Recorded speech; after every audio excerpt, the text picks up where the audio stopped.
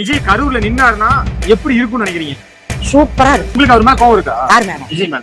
கோவமெல்லாம் கிடையாது. என் பையன், என் மகன் கண்டிப்பா சீமா வரும். அப்படிங்களா? கண்டிப்பா இது ஒரு அசம்பாவிதம் நடந்திருக்கு. திட்டமிட்ட சதிதான். கரூர் மக்களுக்கு அவர் மேல ஒரு வருத்தமோ கண்டிப்பா கிடையாது. 100 கிடையாது. வெற்றி பெறுவார் நினைக்கிறீங்களா? கண்டிப்பா எல்லாம் பசங்க எல்லாம் அதுதான் ஓட்டு போடுவாங்க விஜய்.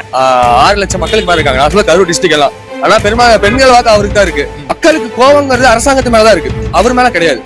நான் வந்து திமுக காரன், சரிங்களா? மக்களுக்கு அவர் மேல கோவம் கிடையாது. என்னன்னா பெண்கள் ஓட்டு அதிகமா இருக்கு.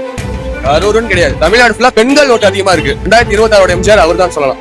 ஏன்னா கரூர் மக்களுக்கு அவர் மேல ஒரு கோவமோ வருத்தமோ அப்படின்ற இல்லாத மாதிரி தான் தெரியுது. இல்ல கரூர் தான் அவர் தான் ஜெயிப்பாரு. 4 தொகுதி இருக்கு, 4 தொகுதியில் அவரு தான். 41 பேர் செத்தாங்க. விஜய் மேல யாரோ ஒருத்தர் தப்பு சொன்னாங்களா? 41 பேர் செத்தாங்க. அவங்க வீட்டுல யாரோ ஒருத்தர் விஜய் தான், விஜய்னால தான் எங்க பையன் பொண்ணு குழந்தைங்க இருந்தாங்கன்னு சொன்னாங்களா? ஒரு கோவமோ வருத்தமோ விஜய் மேல இல்லையா மக்களுக்கு, கரூர் மக்களுக்கு? இதுக்கப்புறம் விஜய் மேல நல்ல பேர் தான் உருவாயிருக்கு. ஒரு அசம்பாவிதம் நடந்திருக்கு. ஜனங்க போய் வந்ததுக்கு அதுக்கு அவங்க தான் ஆறு என்ன பண்ணுவாங்க? என்ன போய் கோவம் வருத்தா பாருங்க. நம்ம ஜனம் போய் வந்ததுக்கு போய் அவர் மேல கோவப்பட்ட கதையாமா?